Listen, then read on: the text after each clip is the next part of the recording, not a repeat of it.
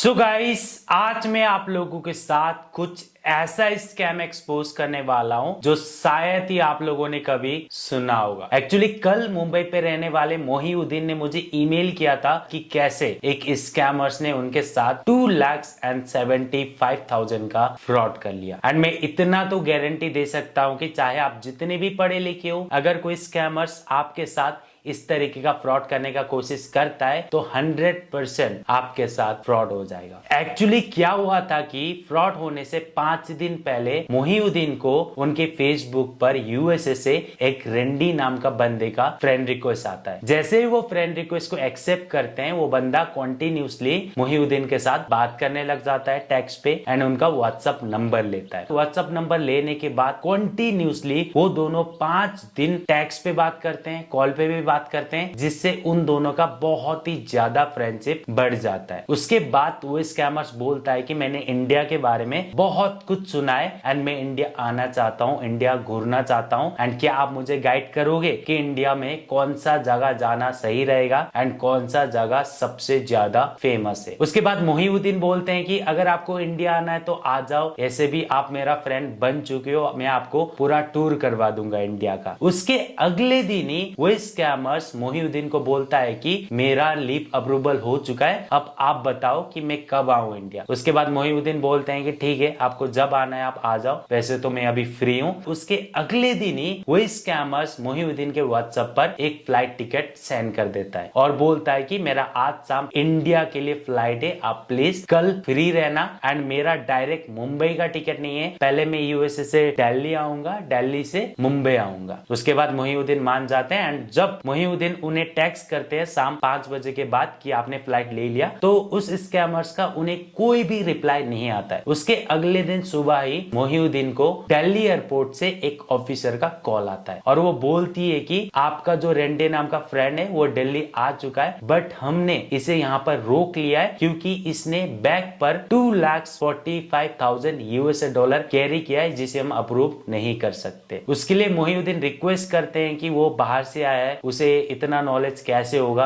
आप प्लीज कुछ करो, आप उसे भेज दो मुंबई। तो वो ऑफिसर बोलता है कि ठीक है, हम इसे मुंबई तो भेज देंगे, लेकिन जो इसने पैसा कैरी किया है ये इसके साथ हम नहीं भेज सकते। अगर इन्हें ये पैसा लेकर जाना है तो इन्हें गवर्नमेंट टैक्स देना होगा 75,000। एंड वो भी बोलता है कि प्लीज हेल्प कर दो, मेरे पास तो अभी यूएसए डॉलर है, अगर आप 75,000 सेंड करोगे तो मैं मुंबई आकर जो यूएसए डॉलर है उसे इंडियन करेंसी में एक्सचेंज करके मैं आपका पैसा दे दूंगा। उसके बाद मोहिउद्दीन कहीं से अरेंज करके 75,000 उस ऑफिसर के बैंक अकाउंट में ट्रांसफर कर देते हैं। फिर से वो ऑफिसर बोलती है कि 75,000 तो आपने दे दिया, मुझे रिसीव हो चुका है, बट फिर भी हम इसे मुंबई नहीं बेच सकते क्योंकि इसने 2,45,000 यूएसए डॉलर कैरी किया, जो लगभग करोड़ से भी ज्यादा होता है। और फिर से वो ऑफिसर ने कहा कि अगर ये पूरा पैसा कैरी करके जाना है इसे तो और 4 लाख रुपीस गवर्नमेंट टैक्स देना होगा इसे, और ये मेरे ऑफिसर ने कहा है। ऐसा बोलने के बाद मोहिउद्दीन बहुत ज्यादा शॉक हो जाते हैं, बोलते हैं कि जो आपने पहले कहा था वो पैसा तो मैंने दे दिया, अब फिर से और आप 4 लाख मांग रहे हो, तो मैं कहां से दूं, मेरे पास तो इतना पैसा नहीं है। फिर मोहिउद्दीन बोलते हैं कि उसने जो यूएसए डॉलर कैरी किया है उसे दिल्ली एयरपोर्ट पर एक्सचेंज कर लो, वहां से एक्सचेंज करके आप 4 लाख जो आपका गवर्नमेंट टैक्स से रख लो। तो उस ऑफिसर ने कहा कि नहीं, ये हम नहीं कर सकते, ये यहाँ का रूल्स नहीं है, पहले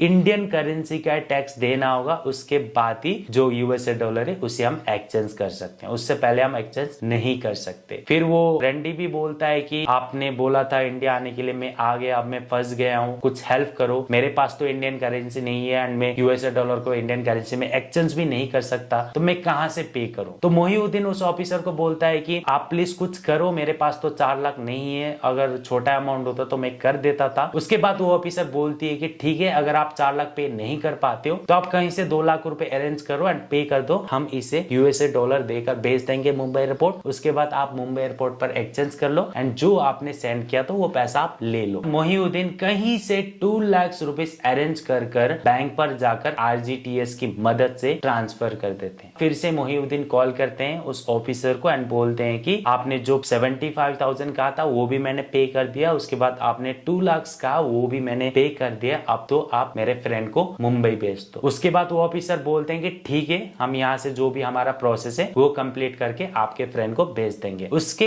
1 से 2 घंटे के बाद फिर से वो ऑफिसर मोहिउद्दीन को कॉल करती है और बोलती है कि अभी भी गवर्नमेंट टैक्स पूरा नहीं हुआ है और आपको पैसा देना होगा। सो ये सब सुनने के बाद मोहिउद्दीन को लगता है कि शायद मेरे साथ फ्रॉड तो नहीं हो रहा है, क्योंकि बार बार पैसा मांग रहे वो लोग। मोहिउद्दीन को लगता है कि कुछ गलत हो रहा है। उसके बाद वो तुरंत अपने एक फ्रेंड को जो लॉयर था उसे बोलते हैं, सब कुछ कहानी बताते हैं। उसके बाद उसका फ्रेंड बोलता है कि आपके साथ स्कैम हो रहा है। सो ये सुनने के बाद मोहिउद्दीन बहुत ही ज्यादा शॉक हो जाते हैं। उसके बाद वो फ्रेंड, उनका जो रेंडी फ्रेंड था, उन्हें भी कॉल करते हैं एंड बोलते हैं कि हम दोनों तो इतना ज्यादा अच्छा फ्रेंड बन गए थे, तो आपने क्यों फ्रॉड किया। फिर भी वो नहीं मान रहा था, फिर भी वो बोल रहा था कि नहीं, मैं आपके साथ फ्रॉड नहीं कर रहा हूँ, मैं अभी भी एयरपोर्ट पे ही हूँ, ऑफिसर के साथ ही हूँ, आप और पैसा भेजो। जब भी मोहिउद्दीन उसे कॉल करते थे वो स्कैमर्स यही बोलता था कि मैं फंस गया हूँ, आपने कहा था मुझे इंडिया आने के लिए, मैं अभी आ गया एंड मैं यहाँ पर फंसता हूँ तो मैं आपको भी लेकर फंसूंगा,